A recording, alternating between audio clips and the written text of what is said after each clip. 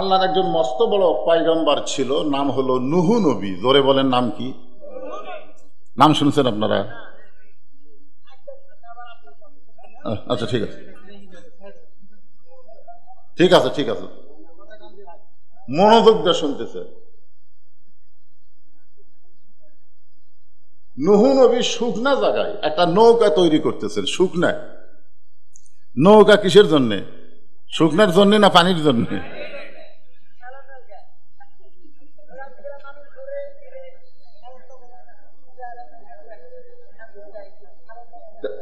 শোনেন বাবাজিরা, নৌকার কথা বলতেছি তো অনেকে চিন্তা করতেছে আবার নৌকা। হ্যাঁ, নৌকার কথা কোরআনে আছে তো? নাই তো আমি বাংলা ভাষায় বলতেছি নৌকা। তো নৌকা তৈরি করতেছেন শুকনা জায়গায়। এমন সময় এক বুড়ি মানুষ লাঠিতে ভর দেয় এসে বলতেছে, বাবা নূহ, তুমি এই শুকনা জায়গায় নৌকা তৈরি করতেছো, কারণ কি? একটা কারণ তো আছে। তো নূহ বলতেছে, বুড়িমা, বন্যা নামক একটা গজব আসবে, বন্যা নামক একটা গজব আসবে। এই গজবে গোটা পৃথিবী ধ্বংস হবে। কেবলমাত্র এই নৌকার ভিতরে যাদের জায়গা হবে তারা ধ্বংস হবে না। 15.5 বছর যারা নৌকার ছিল তাদের কোনো বিপদ হয়নি। জোরে কথা ঠিক কিনা? নৌকার বাহিরে যারা ছিল, হাইরে বিপদ ভাই। বাড়ির ঘুম পাড়ারই সময় নেই। বাড়ি আছে 3 তলা, ঘুম পাড়ে আলুর বাগুড়ের মধ্যে। তো বুড়ি খুব চালাক। বুড়ি বলতেছে, বাবা নূহ, বন্যা গজব যখন শুরু হবে তখন সবাই যদি এই নৌকা উঠবার চায়, এই সামান্য নৌকার মধ্যে কি সব মানুষের জায়গা হবে? নূহ নবী বললেন, বুড়িমা, নৌকার মধ্যে জায়গা পাবে তারা আল্লাহর ইমানদার বান্দা বান্দি যারা। নৌকার ভিতরে কারা জায়গা পাবে? আল্লাহর ইমানদার বান্দা বান্দি যারা নৌকার ভিতরে জায়গা পাবে তারা। বুড়ি বললেন, তাহলে আমিও নৌকায় জায়গা পাবার চাই। সঙ্গে সঙ্গে নূহ বললেন, বুড়িমা, তাহলে আপনি পড়ে নেন, লা ইলাহা ইল্লাল্লাহু নূহু নবিয়ুল্লাহ। পড়েন সবাই, লা ইলাহা ইল্লাল্লাহ নূহু নবিয়ুল্লাহ। আমরা মুসলমান, আমরা কোন নবীকেও আমরা খাটো করি না। সমস্ত নবীকে আমরা সম্মান করি, বিশ্বাস করি। খ্রিস্টানদেরকে যদি বলেন তোমরা লা ইলাহা ইল্লাল্লাহ মুহাম্মদ রাসূলুল্লাহ জীবনে পড়বে না। ইহুদিদেরকে যদি বলেন লা ইলাহা ইল্লাল্লাহ ঈসা রুহুল্লাহ, কোনোদিনও পড়বে না। কারণ ইহুদি মুসা পর্যন্ত, খ্রিস্টান ঈসা পর্যন্ত, আর মুসলমান বিশ্ব নবী সব নবী পর্যন্ত। জোরে কোন সুবহানাল্লাহ। তাহলে নূহ নবীর নামে কলমা পড়তে আমাদের কোনো আপত্তি আছে? সবাই বলেন, লা ইলাহা ইল্লাল্লাহু নূহু নবিয়ুল্লাহ। নূহ নবী বলতেছেন, বুড়িমা, আপনার আর কোনো সমস্যা নাই, আর কোনো টেনশন নাই, আর কোনো চিন্তা নাই। বন্যা নামক গজব যখন আসবে তখন আমি আপনাকে হাত ধরে এই নৌকায় উঠে নেব। সঙ্গে সঙ্গে বুড়ি বলতেছে, আলহামদুলিল্লাহ। ধরে কারণ বুড়ি কি বলছে? আসলে বলা লাগতো কি? যখন বলতেছে যে বুড়িমা, বন্যা গজব যখন শুরু হবে তখন আমি আপনাকে হাত ধরে নৌকায় উঠায় নিব, তখন বলা লাগতো, নূহ, তুমি খুব ভালো মানুষ, বন্যা গজব আসলে তুমি আমাকে হাত ধরে উঠাবা, তুমি খুবই ভালো মানুষ। কিন্তু বুড়ি কিন্তু নূহ নবীর প্রশংসা না করে কার প্রশংসা করছে? এটা কখন করছে? ঈমান গ্রহণের আগে না পরে? ঈমান গ্রহণের আগে কিন্তু করে নাই। যখনই লা ইলাহা ইল্লাল্লাহ পড়েছে তখনই বুড়ি জানে কেউ কিছু করতে পারে না, একমাত্র যিনি করতে পারে তিনি কে? এই জন্য নূহ বলেছে আমি হাত ধরে নৌকায় তুলবো, অথচ বুড়ি বলতেছে আলহামদুলিল্লাহ। অশকুরুলি, শুকুর গুজার করতে হবে কার? ওয়ালা তাকফুরুন, কুফরি করা যাবে। বন্যা গজব শুরু হয়ে গেল। গোটা পৃথিবী 40 দিন, গোটা পৃথিবীর যত উঁচু পাহাড় আছে সমস্ত পাহাড় পর্বতমালা 40 দিন পানির তলে ডুবে থাকলো। গোটা পৃথিবী যখন ধ্বংস হয়ে গেল, এক সময় পানি কমে গেল, নূহ নবীর নৌকা যদি পর্বতে যখন ভিড়ে গেছে, আল্লাহ ডাক দেয়, বলে নূহ রে, নৌকার খবর কি? নূহ বলতেছে আলহামদুলিল্লাহ, নৌকার ভিতরে যারা জীবিত আছে তারা, নৌকার বাহিরে যারা ধ্বংস হয়েছে তারা। নৌকার ভিতরে যারা জীবিত আছে তারা, নৌকার বাহিরে যারা ধ্বংস হয়েছে তারা। কারণ 40 দিন গোটা পৃথিবী পানির তলে ডুবে আছিল, তাহলে কেউ আর জীবিত আছে? সব ধ্বংস হয়ে গেছে। আল্লাহ কয়, নূহ ওই বুড়িটার খবর কি? নূহ বলতেছে, আল্লাহ আমার মনই নাই। এখন আপনারা বলেন তো কি ধরবেন? অনেকে বলে, হুজুর আমার কোনো টেনশন নাই, আমি আটুসি গেছি, আমি আটুসি ধরছি হুজুর। হুজুর আমি অমুক পীরের হাতে বায়াত হয়েছি হুজুর, আমার কোনো টেনশন নাই। দেখছেন, বিপদ যখন শুরু হয় একটা নবী পর্যন্ত ভুলে যায়। জোরে কোন কথা, ঠিক কথা বলেন। সমস্ত নবীরাই বলবে ইয়া নফসি ইয়া নফসি ইয়া নফসি, আমার কি হবে, আমার কি হবে। একজন মাত্র নবী শুধু ভুলবে না, ইয়া রব্বি হাবলি উম্মতি, ভাগ্য গুণে তিনি আমাদের নবী। জোরে কোন সুবহানাল্লাহ। নূহ নবী বলতেছে, আল্লাহ আমার মনই নাই। আল্লাহ বলে, নূহ তাহলে বুড়িটার খবর কি? নূহ বলতেছে, সব যখন ধ্বংস হয়ে গেছে, তাহলে বুড়িটাও ধ্বংস হয়ে গেছে। আল্লাহ বলে, নূহ আজগুবি কোনো কথা বলা যাবে না, কথা বলতে গেলে তদন্ত করে কথা বলা লাগবে। আজগুবি রাজাকার, আজগুবি জিএমবি, আজগুবি জঙ্গি, এগুলো কথা বলার সুযোগ আর নাই। বাংলাদেশের মানুষ আর বোকা নাই।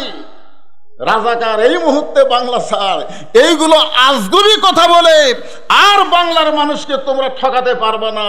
কারণ বাংলার মানুষ বুঝে গেছে ডাকসু আর জাকসু নির্বাচনে। জোরে কোন কথা, ঠিক না?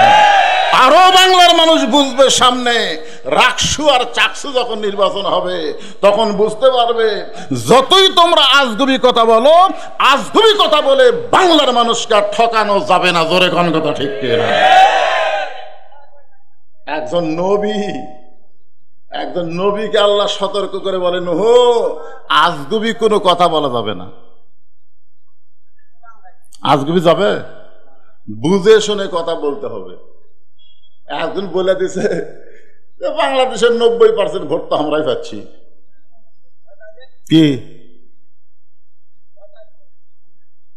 90%?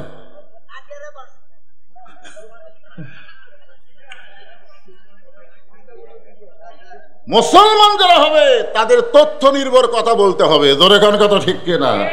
আজগুবি কোনো কথা চলবে না। নবী পর্যন্ত আল্লাহ সতর্ক করছে, নূহ কথা বলবে, আজগুবি কথা বলবে না। গোটা পৃথিবী ধ্বংস হয়ে গেছে বলে বুড়িটাও ধ্বংস হয়ে গেছে, এই আজগুবি কোনো কথা না বলে বরং তুমি তদন্ত করো। তাহলে তদন্ত করার কথা কোরআনে আছে না নাই? ইন্নাল্লাহা ইয়ামুরুকুম আন তুআদ্দুল আমানাতি ইলা আহলিহা ওয়া ইযা হাকামতুম বাইনান নাস আন তাহকুমু বিল আদল। আপনারা বলেন তো, তদন্ত করার কথা কোরআনে আছে না নাই? যাই বলে আইরে, সেই দিকে যাই রে, বোঝা শোনা নাই রে, আমার ভোট আমি দিব, যাকে খুশি তাকে দিব, আমার ভোট আমি দিব, যাকে খুশি তাকে দিব না, দেখে শুনে ভালো মানুষকে দিব। জোরে কোন কথা, ঠিক না? যাই বলে আইরে, সেই দিকে যাই রে, বুঝা শোনা নাই রে। কি সেই দিন আর নাই? তদন্ত করবেন না আল্লাহর কোরআন দিয়া? কত বড় নিয়ামত আল্লাহ আপনাদেরকে দিয়েছেন।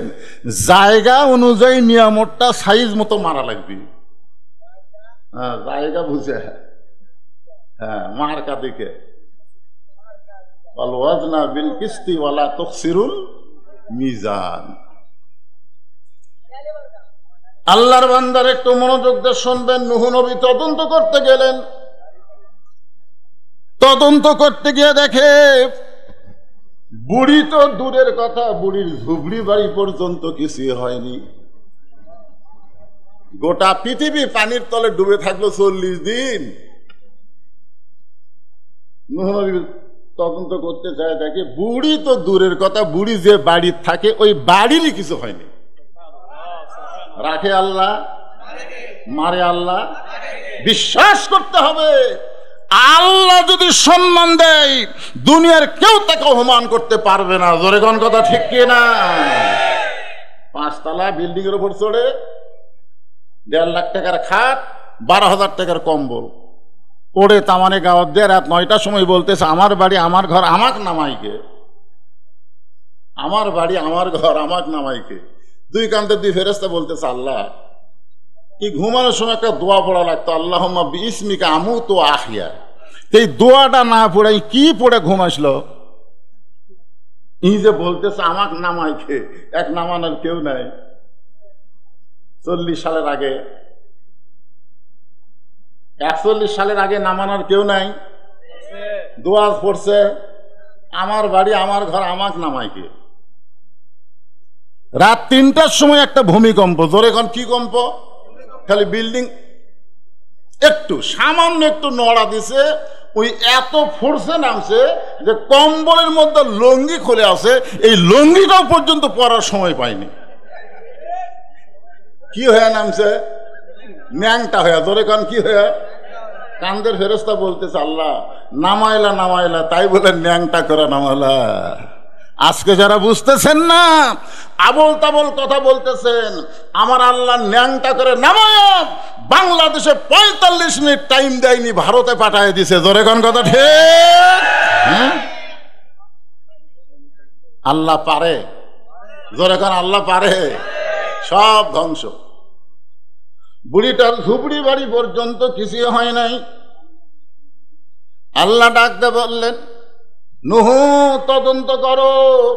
এবার নূহ নবী তদন্ত করার জন্য বললেন বুড়িমা। যেই বললেন বুড়িমা, সঙ্গে সঙ্গে বুড়ি টোপলা নিয়ে হাজির। যেই বলছে বুড়িমা, সঙ্গে সঙ্গে কি নিয়ে হাজির? নূহ নবী বললেন বুড়িমা টোপলা কেন? বলে বাবা সাইজ হয়ে আছি, ওয়ালা তামুতুন্না ইল্লা ওয়া আনতুম মুসলিমুন। আমাদেরকে সাইজ হয়ে থাকা লাগবে। সাইজ, সাইজ বোঝেন? এখন যে সাইজ হয়ে আছেন, মরে যাবেন, কি হয়ে মরবেন? আল্লাহ বলেছেন মৃত্যুবরণ করো না। মুসলমান না হয়ে মৃত্যুবরণ করা যাবে না। মুসলমান হয়ে মৃত্যুবরণ করতে গেলে আমাদের সাইজ হয়ে থাকা লাগবে। ধরে কোন কথা ঠিক কিনা? ওদের একটা গান শুনছিলাম, যখন শেখ রেহানা আর শেখ হাসিনা পলাচ্ছে, 2 বোন, আপনার ভিডিও দেখছেন, সামান্য একটা ভিডিও কিন্তু দেখাচ্ছে। শেখ রেহানা খালি মাটির দিকে টাকা হাঁটতেছে, আর শেখ হাসিনা খালি। ওই সময় আমার এই গানটা মনে পড়লো, কতজনকে কত কি দিলাম, যাবার কালে এক চামচারও দেখা না পাইলাম।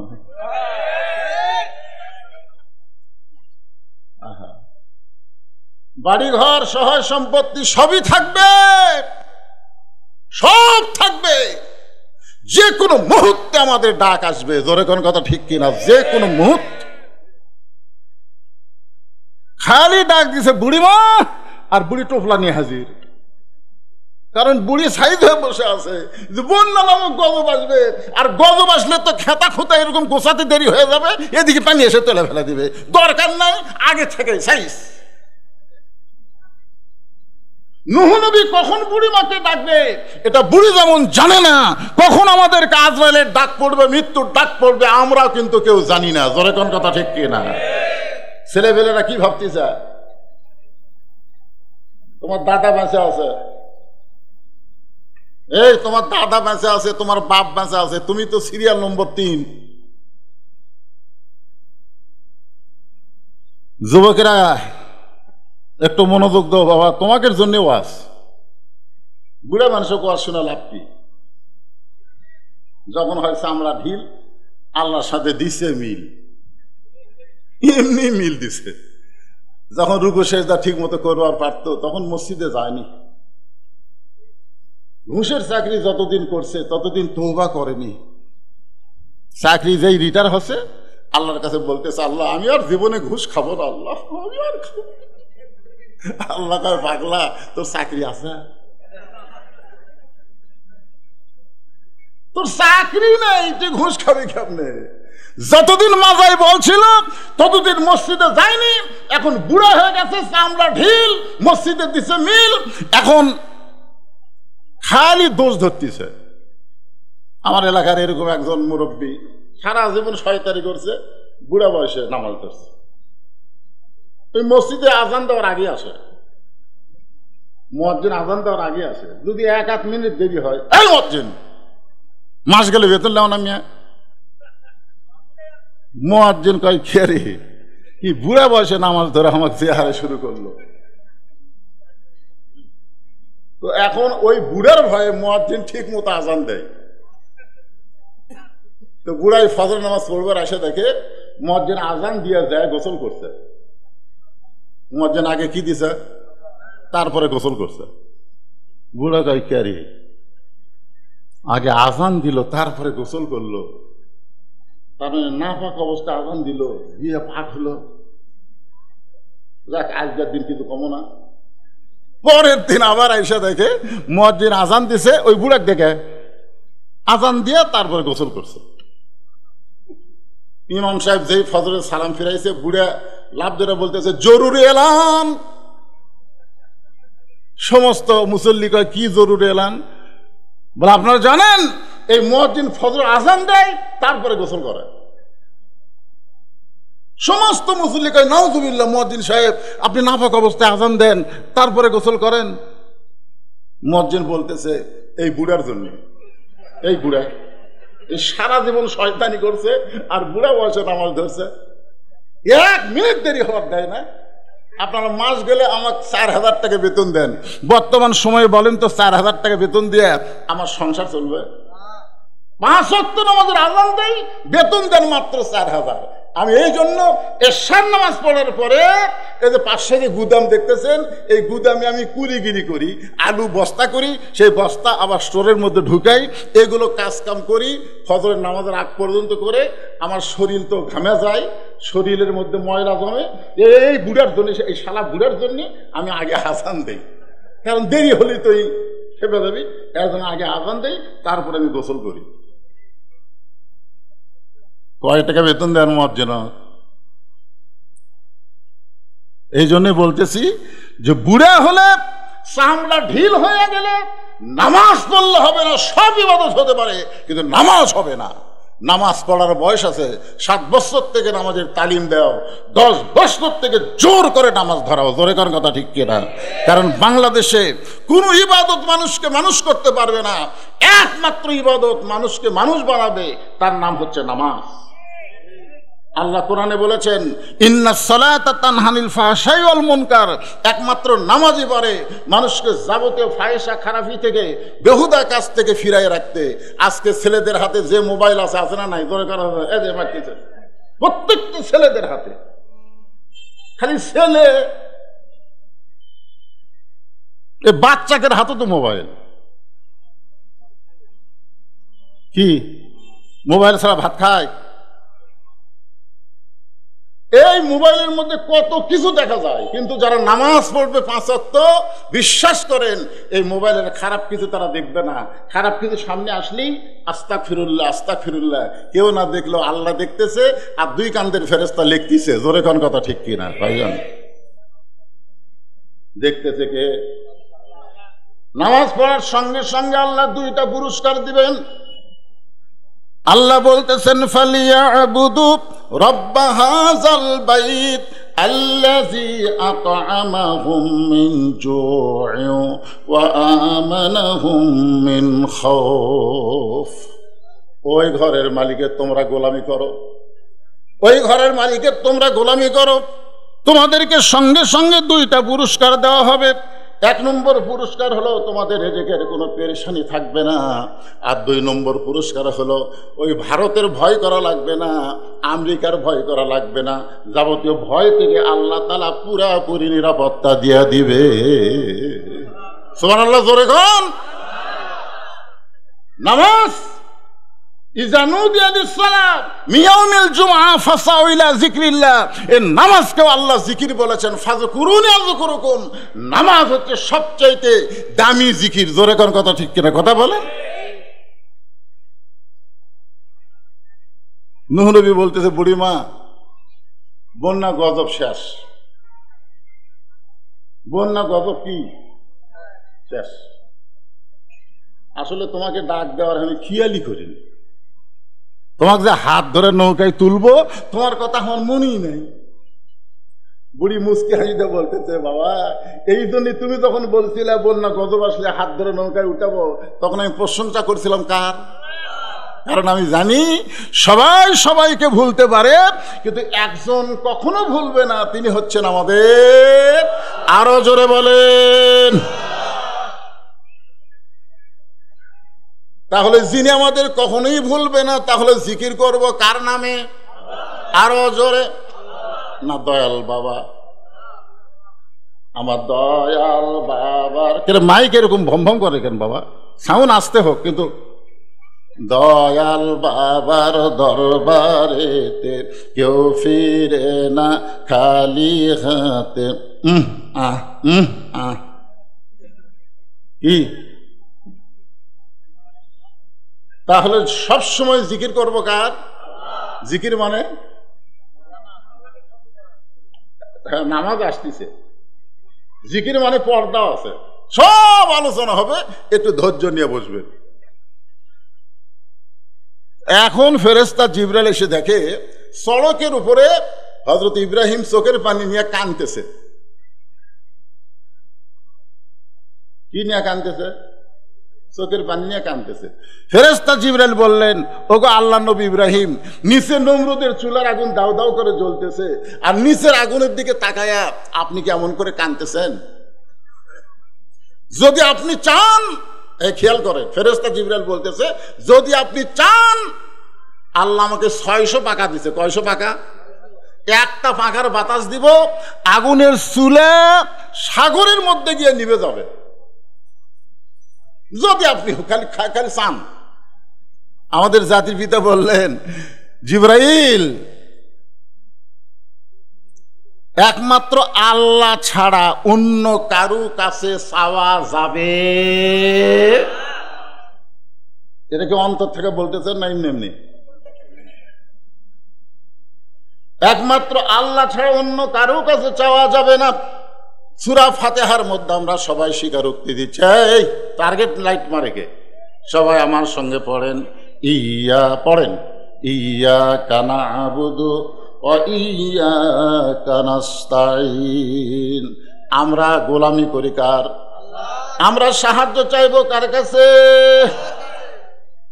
উকিল এসে বলতেছে, আজকে রাত 12টায় আপনার ফাঁসি হবে, আজকে রাত 12টায় আপনার ফাঁসি হবে। মীর কাসেম আলী বলতেছে, এখন রাত কয়টা বাজে? তো বলে, এখন রাত বাজে 9:30। কয়টার সময় ফাঁসি হবি? এই খেয়াল করে শোনেন, কয়টার সময় হবি? আর এখন বাজে কয়টা? 9:30। মীর কাসেম আলী মুচকি মুচকি হাসতেছে আর বলতেছে, আলহামদুলিল্লাহ, এখনো 2.5 ঘন্টা। আপনাদের কিছুই মনে হচ্ছে না? মুচকি মুচকি হাসতেছে আর বলতেছে, এখনো 2.5 ঘন্টা নিচের নমরুদের আগুন দাউ দাউ করে জ্বলতেছে। 600 পাখা আছে, একটা পাখার বাতাস দিলে আগুনের চুলা সাগরে নিভে যাবে। ইব্রাহিম নবী বললেন, জিবরাইল, তুমি আমার ঈমানের পরীক্ষা নিচ্ছ? আমি এখন পর্যন্ত নমরুদের আগুনের চুলার দিকে একবারও তাকাই নাই, কারণ বিশ্বাস করি নমরুদ আগুন জ্বলাবার পারে, পুড়ানোর ক্ষমতা নমরুদের হাতে নাই, পুড়ানোর ক্ষমতা একমাত্র কার হাতে? আরো জোরে বলেন। 2.5 ঘন্টা, আলহামদুলিল্লাহ। খামাখা 2.5 ঘন্টা বসে থাকে কি করব? আমি 2 ঘন্টা ঘুম পাড়ি। মীর কাসেম আলী বলতেছে, আমি 2 ঘন্টা ঘুম পাড়ি, যদি সে এত না পাই। ঘুম আলে তো মানুষ, এই জন্য তো আমরা দোয়া পড়ি, আল্লাহুম্মা বিইসমিকা আমুতু ওয়া আহইয়া। আল্লাহ ঘুম দেওয়ার মালিক, যদি চেতন না করে আপনি চেতন হতে পারবেন? তো বলতেছে, যদি চেতন না পাই তাহলে তুমি আমার ডাক দিও। উকিল কয়, ফাঁসি হবি ওর, আর ঘুম আসবে, যদি চেতন না পাই আমি ডাক দেব। উকিল মনে করছে ফাঁসি চিন্তায় লোকটা পাগল হয়ে গেছে।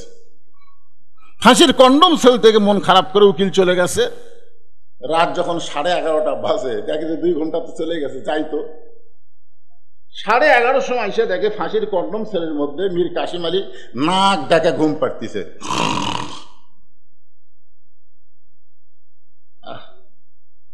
আর মাত্র 8 ঘন্টা পরে এই লোকটার ফাঁসি হবে, আর সেই লোকটা নাক ডাকা ঘুম পাড়ে।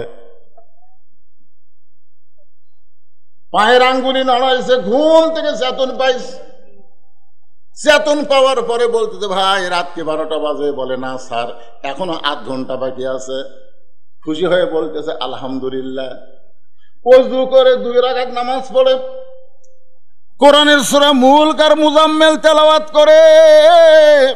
ফাঁসির কন্ডম সেলের মধ্যে সবচাইতে ভালো যে পাঞ্জাবিটা ছিল, ওই পাঞ্জাবিটা পরে চিরুনি দিয়ে মাথার চুল হাঁচড়ায় বলে, উকিল আমাকে কেমন লাগতেছে? উকিল বলে, স্যার আপনার ফাঁসি হবে, আপনি কি শ্বশুর বাড়ি যাবেন নাকি? মুস্কি মুস্কি হাসে আর বলে, উকিল ফাঁসি হবে আমার, আর তুমি কেন কাঁদতেছো? তুমি শুনে নাও, ওয়ালা তাকুলু লিমান ইউকতালু ফি সাবিলিল্লাহি আমওয়াতুন বাল আহইয়াউ ওয়ালাকিন লা তাশউরুন। এই কোরআন হলো সবচাইতে বড় জিকির। সেই কোরআনের মধ্যে আল্লাহ বলেছেন, আল্লাহ রাস্তায় অন্যায় ভাবে যাদেরকে হত্যা করা হয় তাদেরকে তোমরা মৃত্যু বলো না, আমি আল্লাহ বলতেছি তারা জীবিত। 2 ঘন্টা ঘুমের মধ্যে আল্লাহ পাক আমাকে দেখাইছে, ওই ফাঁসির মাধ্যমে 8টা জান্নাতের দরজা আমাকে বরণ করবে। জিবরাইল একটাবারও আগুনের দিকে আমি তাকাইনি, আমি তাকাই আছি আমার আল্লাহর দিকে। জোরে কান, কার দিকে? হাসবি আল্লাহু, বলেন হাসবি আল্লাহু নিমাল ওয়াকিল অনিমাল মাওলা অনিমান নাসির। আল্লাহ বলে দিলেন, কুল্লা ইয়া নারু কুনি বারদাও ওয়া সালামান আলা ইব্রাহিম। আগুনের চুলার উপর ইব্রাহিম আমি আল্লাহর জিকির করেছে, আমি আল্লাহ ইব্রাহিমের জিকির করে আগুনকে শান্তিদায়ক বানায়া দিলাম। তাহলে জিকির করব কার? আরো জোরে বলেন। সবচাইতে বড় জিকিরের নাম কি? ইন্না নাহনু নাযালনা যিকরা ওয়া ইন্না লাহু লাহাফিজুন। সব জিকিরের মধ্যেও এখন কিন্তু আল্লাহর কোরআন জিকিরের মধ্যে কোনো কিছু ঢুকছে? কথা বলেন ভাই, ঢুকছে? আপনারা কি সবাই কোরআন শিব হাতত লিছেন? না না, সবাইকে বলতেছি, এটা কি কোনোদিন হাতত লিছেন, ধরছেন? এই পুচকা উঠে গেলে কি? না না, যারা বসে আছেন আফসোস নাই, যদি আপনি এটা ধরবারই না পারেন, এরকম ধরবারই না পারেন, তাহলে আপনি কি? আল্লাহ বলেছেন লা ইয়ামাসসুহু ইল্লাল মুতাহহারুন। ততক্ষণ পর্যন্ত এটা স্পর্শই করতে পারবা না যতক্ষণ তুমি পবিত্র না হবা। আজ পর্যন্ত এই কোরআনকে যারা স্পর্শ করেনি তারা যতই বলুক মুসলমান মুসলমান, ওই পবিত্রই হয়নি। জোরে কোন কথা কন না কেন? 11 সালে যখন হজ করবার গেলাম, আমার এক সাথী ছিল, ওই প্রত্যেক ঘোড়াতে 7 পাকে একটা অফ, ওই প্রতি ঘোড়াতে একবার করে কাবার গিলাপ চুমা খায়, কাবার গিলাপ যায় চুমা খায়। আমার কয়, হুজুর আপনি কয়বার খাচ্ছেন ভাই? আমি বললাম, ভাই আমি একবারও খাইনি, অত ধারত আমি যাবারই পারি না, যে মানুষের ভিড় আমি কাবার ধার দিয়ে যাবারই পারি না। কয়, হুজুর আপনি বোঝেন না, যখন ওই কাবার গিলাপের কাছে যাবেন খালি ইনকে কুনা মারবেন, ইনকে কুনা মারলে রাস্তা বার হবি, দৌড়ে যায় চুমা খাবেন। হুজুর কাবার গিলাপ চুমা খাওয়া কত বড় ভাগ্যের ব্যাপার। আমি বললাম, পাগলা, ওই কাবার গিলাপ চুমা খায়া একটা সোয়াবও নাই। আমার সাথে আরো হাজি ছিল, তারা কাছে হুজুর একটা আলেম হয়ে এরকম জালিমের মতন কথা বললেন, কাবার গিলাপ চুমা খায় কোনো সোয়াব নাই। না, একটা সোয়াবও নাই, কারণ ওই কাবার কোনো পাওয়ারই নেই। ওই কাবার কোনো পাওয়ার নাই, কারণ কাবা ছেড়ে নবী হিজরত করে যখন মদিনায় গেছিল, মদিনা থেকে মক্কা বিজয়ের দিনে নবী এসে দেখে কাবার ভিতরে 360টা মূর্তি। যে কাবা নিজে মূর্তি খাটাবার পারে না, সেই কাবার গিলাফ কিংবা খেলে কোনো সব হবে না, কারণ কাবার কোনো পাওয়ার নাই। সমস্ত পাওয়ার হচ্ছে আল্লাহর আর আল্লাহর কোরআনের। জোরে কোন কথা ঠিক না? কাবার কি পাওয়া? দরজা খুলে দেখি হাইরে আবু জেহেল একটা মূর্তিতে আটকে থোজে ভাই, কাবার দরজা দেওয়ালের দিকে লোহা পুঁতে মূর্তি আটকে রাখছে। চিন্তা করছেন?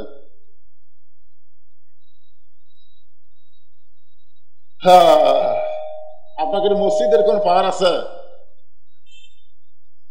কথা কয় না কেন? মুয়াজ্জিন একদিন এশার নামাজ পড়ে তালা না দিয়ে বাড়িতে গেছে, ফজর নামাজ পড়বে আসে দেখে মাইক নাই। মাইক নাই, তা আপনারা বলেন তো মুসল্লিরা দোষ দিবে কার? আল্লাহর না মুয়াজ্জিনের? ঘর কার? তো মুয়াজ্জিনের দোষ কেন? তার মানে বোঝা গেল ঘর আল্লাহর হতে পারে, কিন্তু তালা দেওয়ার একটা লোক, তালা খোলার একটা লোক থাকা লাগবে। জোরে কথা কন না কেন? কথা বলেন। আমি লোকটাকে বললাম, যদি পারো আল্লাহর কোরআনকে এভাবে ধরো, এভাবে কোরআনকে ধরো। যদি পড়বার নাও পারো, কোরআনকে বুকের সঙ্গে একবার চাপে ধরো। দৈনিক যে ব্যক্তি 2-3 বার কোরআনকে বুকে চাপে ধরবে, আল্লাহ তার হার্টের ব্যারাম ভালো করে দিবে। জোরে কোন সুবহানাল্লাহ। এটা কি বুঝছেন? এটা এমনি এত বড় সাহস? আল কোরআনের আলো কুটি কবি, সেটা আপনারা ভালো করে চিন্তা করেন। আল কোরআনের আলো সংসদে জালো, কোরআন হাদিস যেখানে, দুনিয়ার মুসলমান লিল্লাহে তাকবীর। ঘরের মধ্যে কোরআন চলতেছে না, আপনাকে পাটা কারো তো চলবে।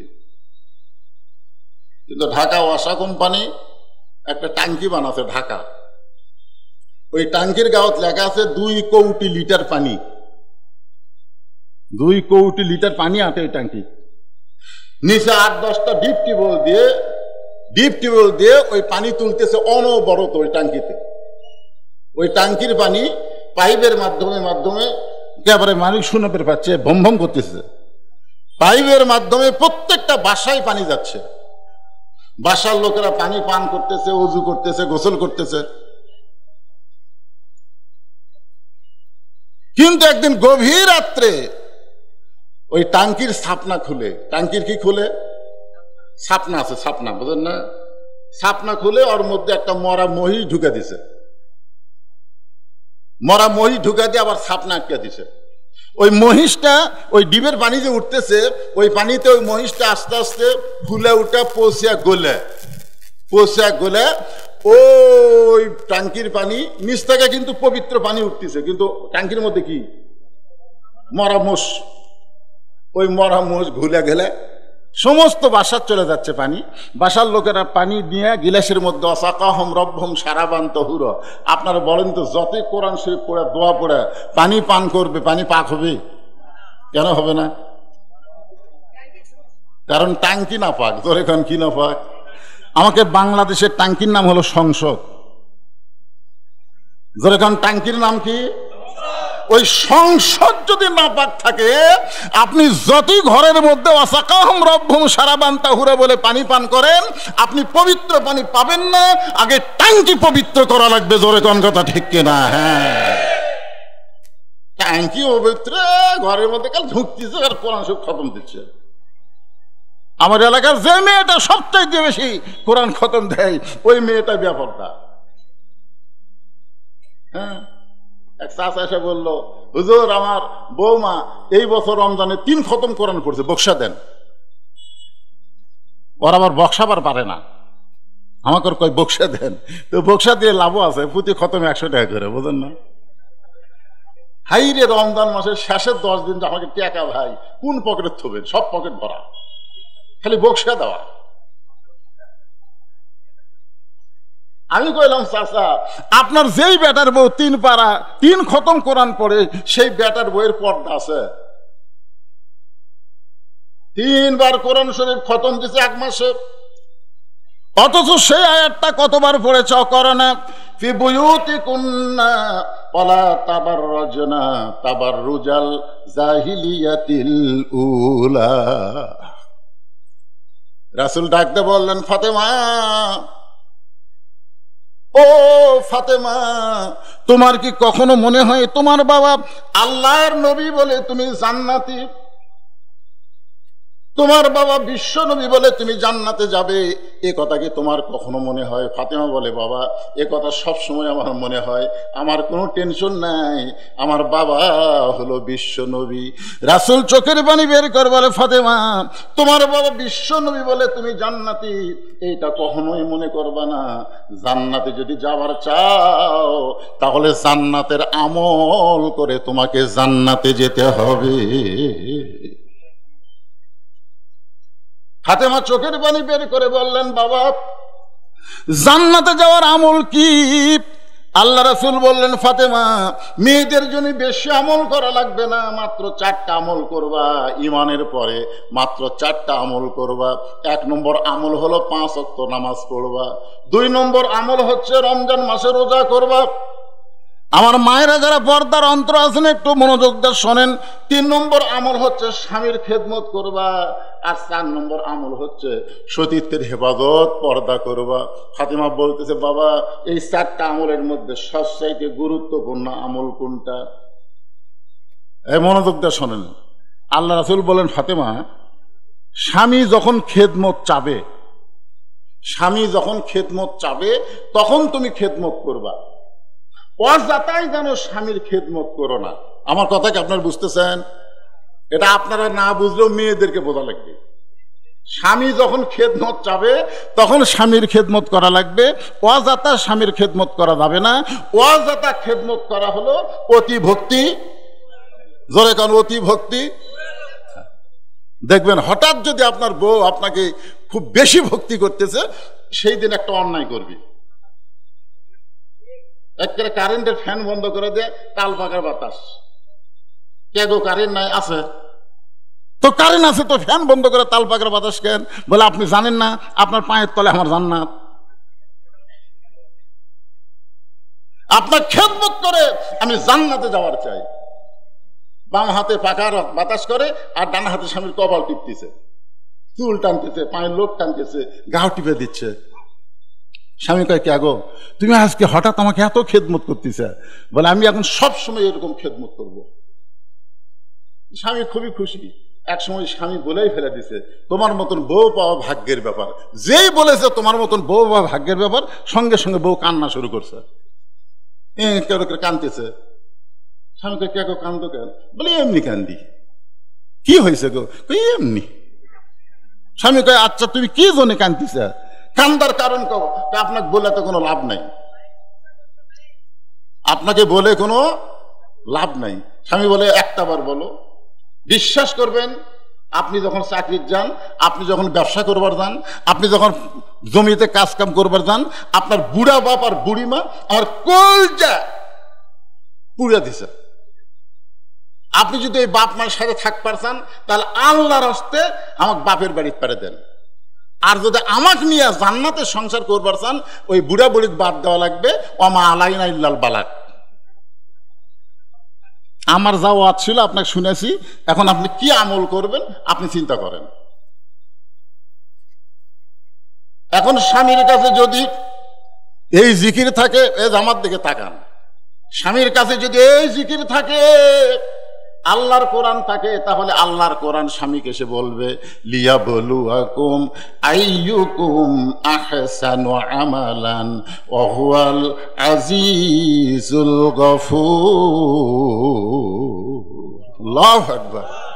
কি বুঝলেন? আল্লাহর কোরআন বলতেছে তোমাকে পরীক্ষা করা হবে, সুন্দর আমলের পরীক্ষা করা হবে।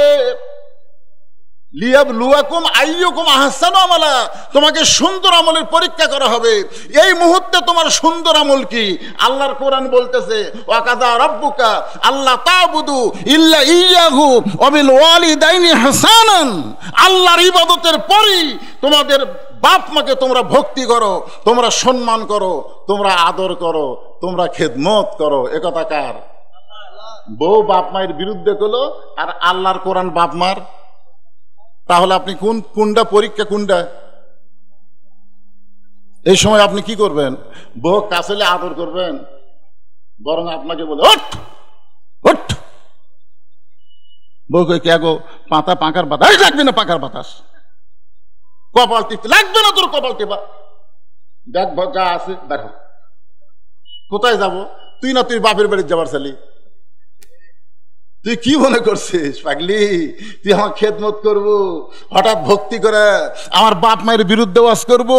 আমার বাপ মা মরে গেলে কিয়ামত পর্যন্ত কাঁদলে বাপ মা পাওয়া যাবে না। আর তুই সকালে মরবো বিকালে বিয়ে করবো রে। বউ মরলে বউ পাওয়া যায়, বউ ছেড়ে দিলে বউ পাওয়া যায়, কিন্তু বাপ মা মারা গেলে কাঁদলে কিয়ামত পর্যন্ত পাওয়া যায় না। দরকার হলে বাপ মার কাছেই থাকবো, তোর মতন বউকে ঘরে রাখবো না। সঙ্গে সঙ্গে বউ পা ধরে বলবে আপনি আসলে আল্লাহর ওলি। জোরে কোন কথা ঠিক কিনা ভাই? কথা কম লাগে। আল্লাহ রাসূল বললেন ফাতেমা দৈনিক 24 ঘন্টার মধ্যে 5 বার নামাজ পড়বা, 5 ওয়াক্ত নামাজ পড়বা। যদি তুমি অতিরিক্ত নফল নামাজ পড়তে চাও তাহলে আলীর হুকুম নিবা। ধরে কোন সুবহানাল্লাহ, সুবহানাল্লাহ কন না কেন? যদি তুমি 5 ওয়াক্ত নামাজ বাদ দিয়ে অতিরিক্ত নামাজ পড়তে চাও তাহলে তোমার স্বামীর হুকুম নিবা। কার হুকুম? আপনারা বুঝতেছেন না? হ্যাঁ, স্বামীর হুকুম নিবা। বছরে 12 মাসের 1 মাস তোমরা রোজা রাখবা, রমজান মাসে রোজা রাখবা। জোরে কোন মাসে? তাহলে 24 ঘন্টার মধ্যে কয়বার নামাজ? সবসময় নামাজ না 5 বার? 5 বার। আর 12 মাসে কয়টা? 1 মাস রোজা। আর স্বামী যখন খেদমত চাবে তখন খেদমত। আর সতীত্বের হেফাজত পর্দা করা এটার কোনো সময় না, এটা সব সময়। আমার সঙ্গে কি আপনারা একমত? পর্দা কি সব সময় না মাঝে মাঝে? আপনাকে এলাকায় কি কোনোদিন আপনি দেখছেন যে দাদির গাঁত বোরকা আছে, নাতনির গাঁত নাই? আমার এলাকার কোনো মেয়ে মানুষ মরে গেলে 5 কাপড় দেয়। আপনাকে এলাকাত কটা দেয়? আমার এলাকাত মরে গেছে 5 কাপড় দিছে। আপনাকে এলাকাত মরে গেলে মেয়ে মানুষের কয় কাপড় দেয়? আচ্ছা, ওই খাটনি মেয়ে মানুষের লাশ যে রাখে, খাটনি কি লাশ বাইর করে থই না ঢাকা থই? লাশ কি করে? ঢাকা থই না। আপনার বুঝতেছেন না আমার কথা? তো লাশটা যখন ঢাকে তখন ফেরেশতারা কি করে জানেন? আল্লাহ, এই মেয়ে মানুষ যখন জীবিত আছিল তখন পাড়ার সব পুরুষ মানুষ এই মেয়ে দেখছে, এখন মরে গেলে 5 কাপড় দিয়ে আবার খাটনি চাদর দিয়ে ঢাকছে। কারণ কি? আল্লাহ বলতেছে দেশের নাম বাংলাদেশ রে, ওই দেশের মেয়েরা বাঁচতে মানে না রে, মরার পরে মানে। আপনারা বলেন তো মরার পরে পর্দা করে কোনো কাম হবে? কথা বলেন, কোন কাম হবে? আমার মায়েরা বোনেরা যারা আছে একটু মনোযোগ দিয়ে শোনেন। গভীর রাত্রে ফাতেমা হযরত আলীকে বুকের মধ্যে নিয়ে ছোট বাচ্চার মতন কাঁদতেছে। আলী চমকে গিয়ে বলে ফাতেমা কি জন্য এমন করে কান্দো? ফাতেমা বলতেছে আল্লাহ আমার দোয়া কবুল করেছে, এই দোয়া কবুল করার কারণে আমি কাঁদতেছি। আলী বলে ফাতেমা তুমি কি পাগলি নাকি? আল্লাহ দোয়া কবুল করেছে আনন্দের কথা, তুমি কান্দো কেন? ফাতেমা বলে স্বামী গো, কি দোয়া আল্লাহ কবুল করেছে আপনি কি শুনবেন না? আলী বলে ফাতেমা আল্লাহ তোমার কি দোয়া কবুল করেছে? ফাতেমা বলতে যে সবসময় আল্লাহকে বলতাম আল্লাহ পর্দার মধ্যে আমার মৃত্যু দিও, আল্লাহ পর্দার মধ্যে আমার মৃত্যু দিবে, এই দোয়া আল্লাহ কবুল করেছে। আলী মুচকি মুচকি হাসের বলে পাগলি রে, যে সারা জীবন পর্দা করেছে তার মৃত্যু তো পর্দার মধ্যে হবেই, এই দোয়া কবুল করার পরে কেন কাঁদতেছো? ফাতেমা বলে স্বামী গো, এই মৃত্যুটা কখন হবে তাকে আপনি শুনবেন না? আলী বলে পাগলি মৃত্যুর কথা দুনিয়ার কে কেউ বলতে পারে না, কে কখন মরবে এটা কেউ বলতে পারে না। ফাতেমা বলতেছে আল্লাহ পাক আমাকে জানাইছে আজকে গভীর রাত্রে ফাতেমার মৃত্যু হবে। যেই মাত্র কইছে গভীর রাত্রে ফাতেমার মৃত্যু হবে, গাছের গোলা কাটলে গাছটা যেমন পড়ে যায়, হযরত তেমনি পড়ে গেলেন ঘরের মাঝে। মা ফাতেমা মুস্কি মুস্কি হেসে স্বামীর কপালে একটা চুমা দিয়ে বললেন, স্বামী গো, এমন করে আপনি কাঁদবেন না, এই দুনিয়া থাকার জায়গা না, এই দুনিয়াতে আসলে যাইতে হবে। জোরে বলেন আসলে। সবাই বলেন সত্য কথাটা, জাত সাকারাতুল মাউত হাক্কুন, মৃত্যু যে তোমাদের জীবনে সত্য, এ ব্যাপারে কোনো সন্দেহ আছে? তাহলে সকলেই বলেন, যুবক বলেন, বৃদ্ধ বলেন, কচি কাঁচা বাচ্চারা বলেন, আসলে যাইতে হবে বাবা, এই দুনিয়া থাকার জায়গা না। মিশে মায়ায় বন্দি থাইকা করলাম কত খেলা, পশ্চিমে তাকায়া দেখো তোমার ডুইবা গেছে বেলা। এক পলকের নাই ভরসা, এক পলকের নাই ভরসা, মিশে সকল আশা, কখন বুঝি দারুণ ঝড়ে ভাঙবে তোমার বাসা। একটাবার চোখ বন্ধ করে দেখেন, এত সুন্দর বাড়ি করেছেন, এত সুন্দর দুনিয়ার ঠিকানা করেছেন, থাকতে পারবেন না, যাইতে হবে, যাইতে হবে। আমার এক বন্ধু ছিল বগুড়া রহমাননগরে, মাঝে মধ্যে আমাকে বলে, ভাই আমি একটা বাসা তৈরি করছি, তুই একদিন আসিস তো। বন্ধু, তা আমি গেলাম ওর বাসা দেখতে। বাসা দেখবার যা ওর গেট দেখে, বাসার যে গেট, গেট বোঝেন না, ওই গেট দেখে আমি আশ্চর্য, একে সোনালি রঙের এমন কারুকার্য করা। তা আমি ওটা দেখে বলতেছি, ভাই এই বাড়ি তো। ওই আমার দিকে তাকায় মুচকি মুচকি হাসে। আমি, হাসিস কেন? বলে ভাই আসলে আলেমেরা কি মূর্খ নাকি? আমি বললাম মূর্খামির কি দেখলে? তো কই এটা বাড়ি, এটা বাড়ি। তাই বলে ভাই এটা কি? এটা বাসা, বাসা এত কোটি টাকা খরচ করে তৈরি করছি, তার নাম বাড়ি। তুই যেটা থাকিস সেটা হচ্ছে বাড়ি রে পাগলা, আর এই শহরে যেটা, এটা বাসা। আমি আসলেই চমকে উঠলাম। আমি ওরে কইলাম, ভাই আমি ছোটবেলা একটা গান শুনতাম, সে গানটা তোর কাছে 2 লাইন বলি তো, দেখতো গানটা কেমন লাগে। চলো আমার ঘরত চলো। তার মানে ঘরত যাওয়ার আগে এই গেটতে এই গান হবে, গেটতে। এপারে তোর বসত বাড়ি, ওই পারে তোর বাসা, এপারে তোর বসত বাড়ি, ওই পারে তোর বাসা। ভবদরিয়াই পাড়ি দিতে, ভবদরিয়াই পাড়ি দিতে, কেমনে করলি আশারে, এপারে তোর বসত বাড়ি, ওই পারে তোর বাসা। আমি কইলাম, ভাইজান যারা প্রকৃত মুসলমান হবে, দুনিয়ার বাড়ি তাদের বসত বাড়ি, এখানে চিরস্থায়ী থাকতে পারবে না, কিন্তু দুনিয়া ছেড়ে যখন কবরে যাবে, কবর থেকে আসল বাড়ি জান্নাত আল্লাহ তাদেরকে দিয়া দিবে। তাহলে মুসলমানের আসল বাড়ির নাম কি? এ সবাই জবান খুলে বলেন, নাম কি? আর দুনিয়াতে যত কবর বাড়ি, এ কবর কে গেল রে? কবর হচ্ছে দরজা। কবর একটা বাড়ি হয়, একটা বাড়ির সাইজ কি হয়? প্রত্যেকটা মুসলমান কবর নামক দরজা দিয়ে তার আসল জান্নাত নামক বাসায় চলে যাবে। আপনি জানেন না যে কবর খালি দেহ থাকবে, দেহ, আর এই যে আমাদের ভিতরে পাখি নাই, পাখি পাখি, এই পাখিটা ভালো মুসলমানের পাখি যাবে ইল্লিন নামক জান্নাতের বাগানে, কিয়ামত হওয়া পর্যন্ত ওই ইল্লিন নামক জান্নাতের বাগানে থাকবে আমাদের পাখি। জোরে কোন সুবহানাল্লাহ। আর ওই কাফের বেঈমান যারা মুশরিক ফাজিল, তাদের রুহুটা থাকবে সিজ্জিন নামক জাহান্নামের অতল গহ্বরে। আমাদের পাখি থাকবে কোথায়? ইল্লিন নামক জান্নাতের বাগানে। জোরে কোন কোথায় থাকবে? মাশাআল্লাহ। বিশ্বাস করেন না আপনার ভাই? বিশ্বাস করেন না? তাহলে এখন বলেন আসলে যাইতে হবে। জোরে কোন আসলে। ফাতেমা হযরত আলীর মাথাটা নিজের হাঁটুর উপরে নিয়ে কপালে একটা চুমা দিয়ে বলতে, যে স্বামী গো, এমন করে আপনি কাঁদবেন না, কারণ আসলে যাইতে হবে এই দুনিয়া থেকে। আমি আজকে গভীর রাত্রে বিদায় নেব।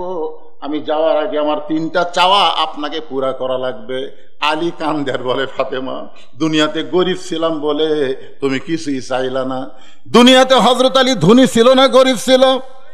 আল্লাহ রাসূল বলেছেন, ফাতেমা, কোনোদিন কোনো কিছু চাইলে আমার আলীরে কষ্ট যেন দেশ না। দুনিয়ার বহু ধনী ধনী যুবক তোকে বিয়ে করতে চাইছিল মা, আমি তাদের কারো একজনের সঙ্গে তোকে বিয়ে দিবার চাইছিলাম, কিন্তু স্বয়ং আল্লাহ ঘটকালি করে ওই আলীর সঙ্গে তোর বিয়ে হয়েছে।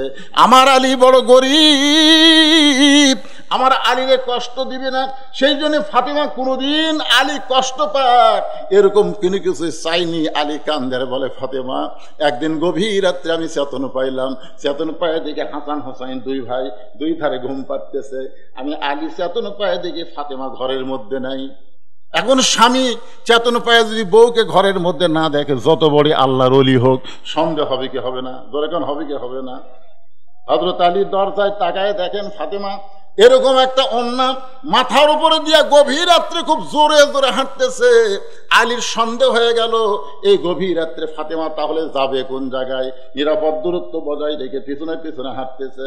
আল্লাহর নবী যেই ঘরে ঘুমায় ওই ঘরে জানলার পাশে ফাতেমা দাঁড়ায় গেছে। হযরত আলী দূর থেকে লক্ষ্য করে দেখে নবী যেই ঘরে ঘুমায় ওই ঘরের জানলার পাশে ফাতেমা চুপটি করে দাঁড়িয়ে আছে। আলী মনে মনে চিন্তা করে, আমার বিরুদ্ধে কিন্তু বলার জন্য বাপের কাছে আইছে, দেখি কি বলে। কিছুক্ষণ পরে আলী শুনতে পায় ফাতেমা জানলা দিয়ে বলতেছে, বাবা, আজকে যদি আমার মা খাদিজা দুনিয়াতে থাকতো, আজকে যদি আমার মা খাদিজা দুনিয়াতে থাকতো, আমি আপনার কাছে আসতাম না বাবা, কিন্তু আমার মা দুনিয়া থেকে চলে গেছে, এখন আপনি ছাড়া তো আমার কেউ নাই। মেহেরবানি করে ফাতেমার জন্য কি একটু দরজা খুলবেন না? আল্লাহ নবী যখন দরজা খুলে দেয়, ফাতেমা দরজা দিয়ে যেই মাত্র নবীর ঘরে ঢুকছে, এমন সময় হযরত আলী এক দৌড়ে জানলার কাছে এসে কানটা লাগায় দিছে। দেখি বাপ মেয়ের মধ্যে কি গল্প হয়। রাসূল বলে, ফাতেমা, তুই একা একা ঘরের মধ্যে কেন ঢুকলি মা? আলীকেও ঘরের মধ্যে নিয়ে আয়। হযরত আলী জানলা থেকে চমকে উঠছে, কেন আমি জানলার কাছে, এটা রাসূল কেমনে জানলো?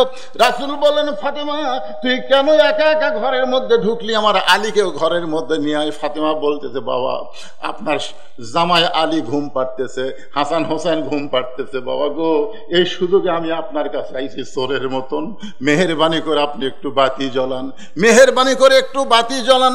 রাসূল বলে, ফাতেমা, বাতি জ্বলান লাগবে না, তুই কি বলবি বল। ফাতেমা বলতেছে, এর আগে বহুদিন বলেছি, বলে কোনো লাভ হয় নাই, আজকে একটু আপনাকে দেখাবার চাই। আল্লাহ নবী যখন বাতি জ্বালাইছে, এমন সময় ফাতেমা 2টা হাত নবীর সামনে বাড়ায় দেয়। বাতির আলোতে নবী দেখতে পায় ফাতেমার হাতের তালু আছে কিন্তু চামড়া নাই, 2টা হাত গোস্তের টুকরার মতন হয়ে গেছে।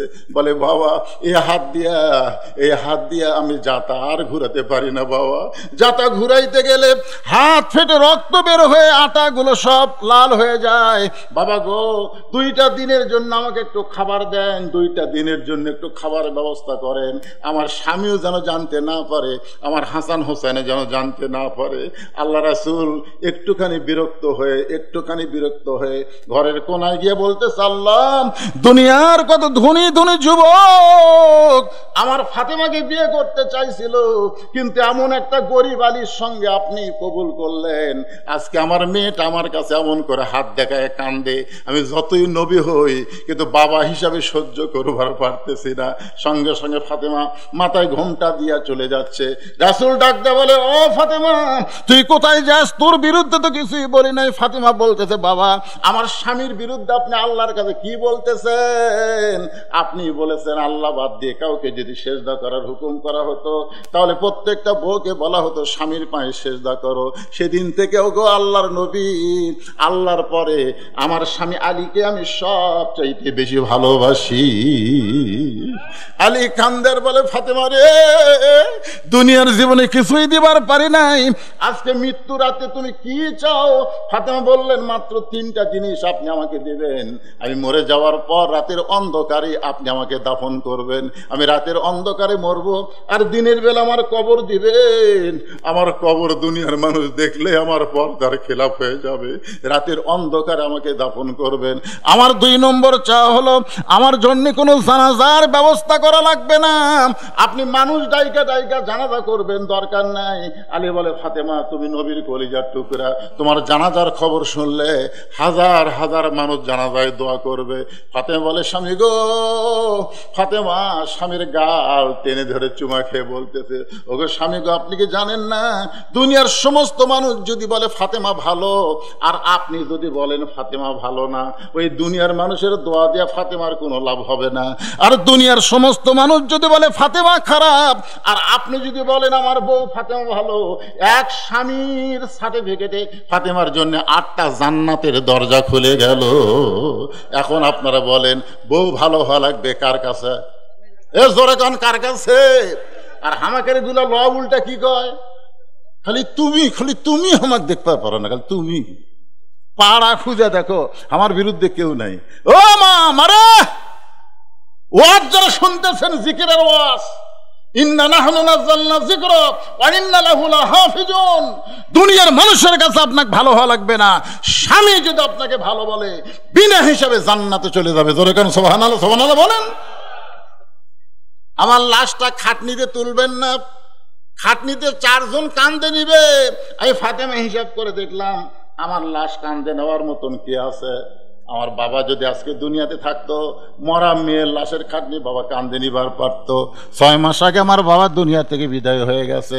আমার হাসান হোসেন যদি বড় হইতো, মায়ের লাশের খাটনি কান্দে নিবার পারত। আপনি দয়া করে আপনার একান্ত বন্ধু কেউ যদি থাকে, তারে বলবেন সে যদি কবর খনন করে দেয়, আর আপনি গোপনে আমারে দাফন করবেন। দাফন করার পরে হযরত আলী আল্লাহর কাছে বলতেছে, আল্লাহ আমার ফাতেমাকে তুমি কবুল করে নাও। এই দোয়া করার সঙ্গে সঙ্গে তাকায় দেখে সামনে কয়েকটা পুরাতন কবর দেখে, নতুন কবর আর সামনে দেখা যায় না। এখনই ফাতেমার কবর দেওয়া হলো, সেই কবরটা কোন জায়গায় গেল? হযরত আলী গোটা জান্নাতুল বাকি দৌড়ায় বলে, ফাতেমার কবর, ফাতেমার কবর। কে যেন বলে, আলী রে, ফাতেমা পর্দা নিশি, জোহরা ডিগ্রি দিয়ে আল্লাহ তার কবরটাকেও পর্দা করে দিয়েছে। আমার মায়েরা যারা পর্দার অন্তর আছেন, মা আপনাদের জন্য বেশি ওয়াজ দরকার নাই। আপনারা পর্দা আমল করেন, পর্দার ভিতরে থাকেন, পর্দার মধ্যে থাকবেন, আপনাদের দাম আল্লাহ দিয়ে বাড়াইয়া দিবে। আপনারা বলেন তো, আদমকে আল্লাহ তৈরি করছে কি দিয়া? মাটির উর্বরা শক্তি কি কোথায়? ভিতরে না বাহিরে? মাটির উর্বরা শক্তি ভিতরে না বাহিরে? বুঝিনি। আচ্ছা, ঘরের মধ্যে সারখোল দিয়ে যদি একটা গাছ লাগান হবে, আর বাইরে যদি লাগান, তাহলে পুরুষ মানুষ যত বাইরে থাকবে তত পুরুষ মানুষের দাম বাড়বে। মরদ মানুষ মরদের হাত ঘরের মধ্যে কি করেন? ঘরের মধ্যে কি? মসজিদের মধ্যে থাকার কথা নাই। ফাইজা কুদিয়াতি সালা ফান্তাশিরু ফিলাল, নামাজ হয়ে গেছে আর মসজিদের মধ্যে গল্প মারো না। একেবারে 4 ফ্যান দিয়ে 3 জন গল্প মারতেছে, ফ্যান দিছে 4টে, গল্প করতেছে 3টে। আলু ধানের দাম বেড়ে আবার কমে গেল, এই গল্প করতেছে, 4 ফ্যান ঘুরতেছে। তো কান্দের ফেরেশতা আল্লাহ, নামাজ পড়া সবাই তো চলে গেল, এরা 3 জন যে 4 ফ্যানটা গল্প করতেছে, এর কি রেজাল্ট কি? আল্লাহ বলতেছে, নামাজ পড়ার পরে যতক্ষণ এর মাথার উপর ফ্যান ঘুরিছে, এই ফ্যানের কারেন্টের বিল এই 3 জন আলাদাভাবে না দিলে জান্নাতে যাওয়া পারবি না। কারণ মসজিদের বাপের না যে ইচ্ছা মতো ফ্যান ঘুরাবি। জোরে কোন কথা কন না না। মরদ মানুষ মাটি দিয়ে তৈরি করছে আমাকে, যত বাইরে থাকবেন তত আমাকে দাম বাড়বি। কি বাইরে থাকিনি? 3 তলা বাড়ি করছি, সিরাজগঞ্জ রোডত আসছি, বউ করলাম টাঙ্গাইল থেকে চমচম দিছি গো। বউ বলতেছে, যতই চমচম কিনেন আজকে বাড়িতে আসেন না। আমি বললাম কেন? বলে সন্ধ্যা থেকে পুলিশ খুঁজতেছে, টবল মারতেছে, আজের বাড়িতে থাকা হবে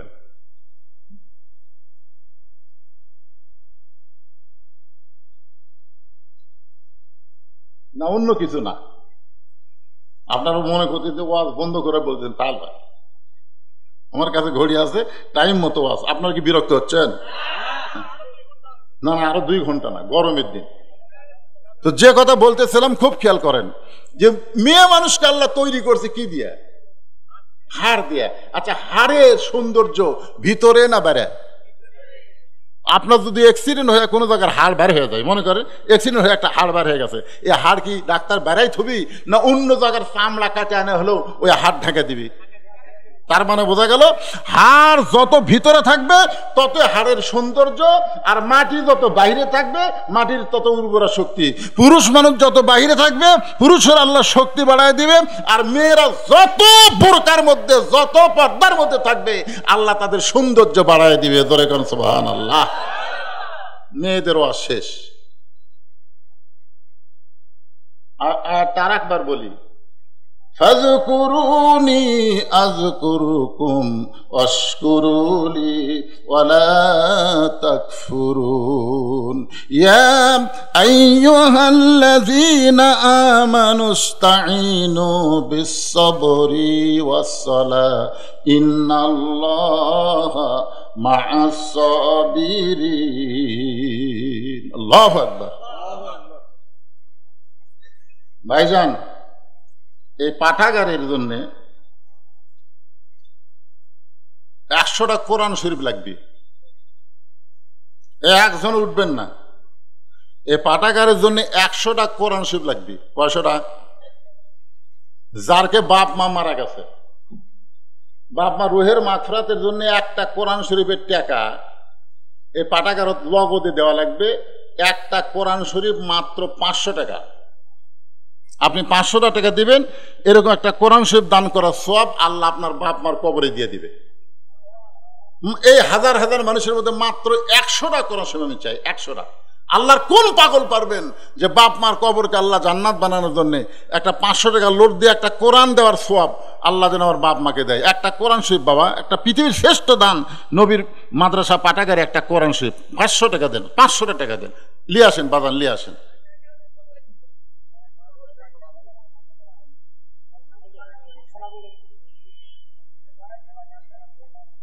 এই ওটা আপনি তাহলে আশা রাখবি। লিল্লাহি তাকবীর। 100 জনের মধ্যে নগদে একটা পাওয়া গেছে বাবা, 100 জনের মধ্যে একটা পাওয়া গেছে, আর মাত্র 99টা লাগবে। আর একটা পাওয়া গেছে, 2টা হয়ে গেছে। মাশাআল্লাহ। একজনও লড়াচড়া করবেন না, একজনও করবেন না। যারা দিবেন একমাত্র তারাই উঠে আসবেন। আরেকজন কোরআন শরীফ বাবা 500 টাকা পাওয়া গেছে। আল্লাহ আল্লাহ দান কবুল করেন। আরেকজন আল্লাহর বান্দা কোরআন শরীফ বাবদ 500 টাকা দান করেছে, আল্লাহ কবুল করেন। কোরআন কোরআন পৃথিবীর শ্রেষ্ঠ দান। এই পাঠাগারে একটা কোরআন বাবদ 500 টাকা দেবে। মাশাআল্লাহ। আরেকজন কোরআন শরীফ বাবদ 500 টাকা দান করছে, আল্লাহ দানকে কবুল করেন। আল্লাহুম্মা আমিন।